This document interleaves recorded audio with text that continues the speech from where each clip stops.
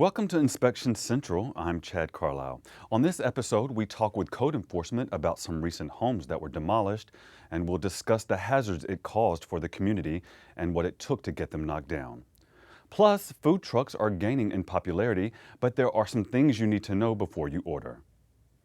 We begin with code enforcement taking action on a growing number of abandoned homes in county neighborhoods.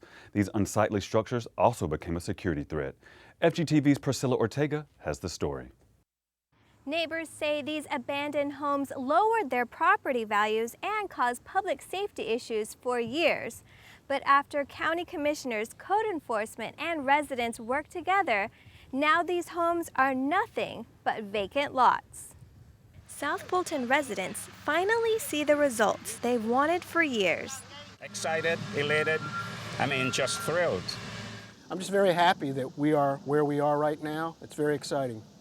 After court orders and receiving grant funding, bulldozers knocked down the homes on Morning Creek Circle and Elva Drive.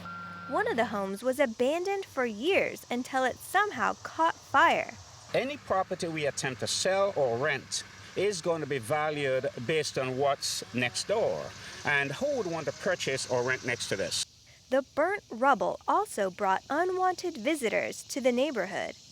We also had people come into the area searching for scrap metal. And then I think when you have something like this, it sends a very bad message. It means, well, maybe this is a community where the residents don't care. But code enforcement worked out a plan that made everybody happy. Demolition is at no cost to the taxpayers. We're using what we call CDBG, Community Development Block Grant funds to demolish these properties. Now the residents have a message for others who may be in the same situation. As residents, we need to take ownership of problems that we see in the community, and we need to work in collaboration with the county to take care of business. Code enforcement is in the process of demolishing 7 to 10 more homes in the area.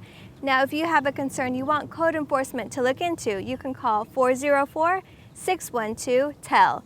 That's 404-612-8355. Reporting for FGTV, I'm Priscilla Ortega.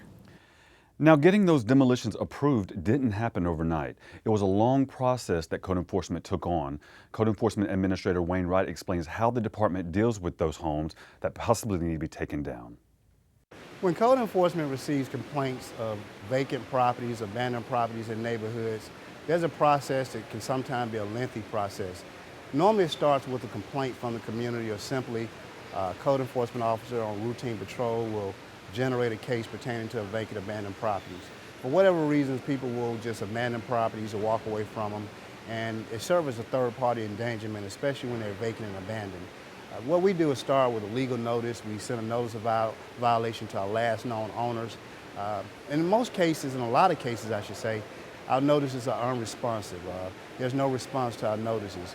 We've just demolished a couple of properties in South Fulton County that started 2 or 3 years ago that encumbered a lot of enormous amount of fines and liens that our department had placed upon the property. We issued a notice of violation. Our inspectors went out, did a re-inspection, found that there were additional violations added in terms of legal dumping on the property or what have you. Once we exhausted all our resources at the department level, we turned the case files over to our county attorney. Once the county attorney receives the files, they'll do their due diligence. Also, they'll make an attempt to contact last known property owners. They'll also post it in the daily report to see if someone will be responsive to our notifications in the legal publication. Once that happens and it reaches its time frame, the county attorney will file a complaint with the Clerk of Superior Court, and we will actually file a petition with the Superior Court judge to seek a demolition order. Once a demolition order is obtained, then it opens the way, it leads to a segue for us to go in and actually demolish the property. When we secure these Superior Court orders, we have strong support from the community. We have a number of people from the community who show up at these hearings to voice their opposition of having these homes in the community. And it serves to let the judge know that they're very proactive about their community. So it's a lengthy process, but it's one that we make sure we try to be diligent about from start to finish in getting these properties demolished. Wayne, if you could, talk about one other major factor that can make this process take a long time. There are a lot of other factors that makes it a lengthy process in demolishing properties. One of the things is funding. You know, once we secure a court order, you have to make sure you have adequate funding to be able to go in and demolish property. So thanks to a partnership with our Department of Human Services, we were able to secure what we call CDBG, Community Development Block Grant money. Those are monies that we obtain to go in and demolish properties at no cost to the taxpayers, along with the strong support from our wonderful Fulton County Board of Commissioners who approved the funding. So it's a lengthy process in terms of funding, in terms of trying to locate owners, in terms of securing the court order. So it's not one that happens, it's not a process that happens overnight. Thank you, Wayne, for that information. And when we come back, a closer look at how the health department is making sure food truck workers follow proper safety procedures.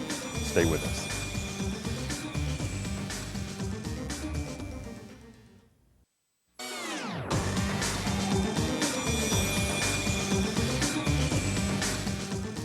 And welcome back to Inspection Central.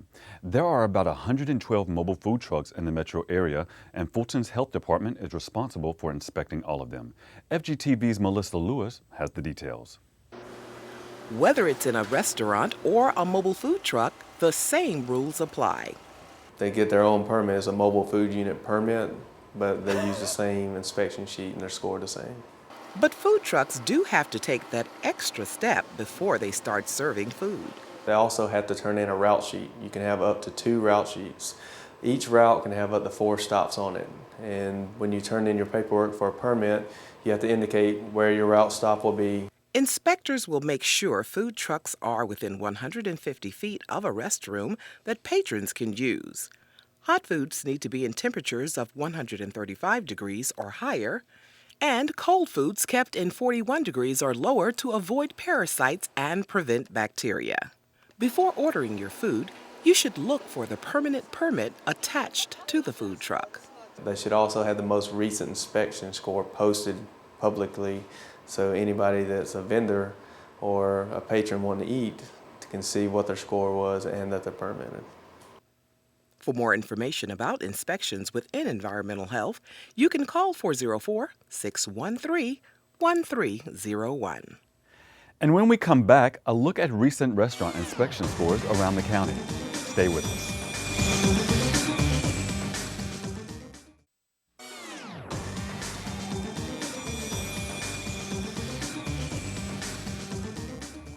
Welcome back to Inspection Central. Now to what many of you search for the moment you enter an eating establishment, those restaurant inspection scores. Here's a look at some of the scores taken during recent visits by health inspectors.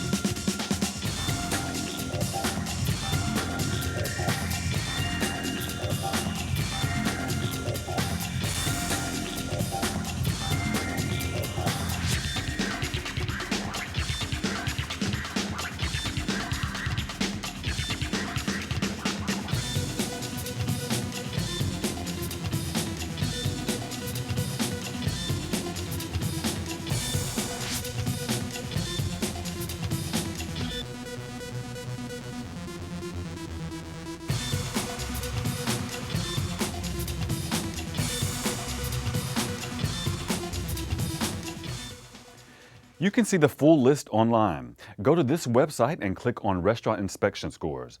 If you need to report a concern about a county restaurant, you can call 404-613-1301. That wraps up this edition of Inspection Central. I'm Chad Carlisle. Thanks for watching, and we'll see you next time.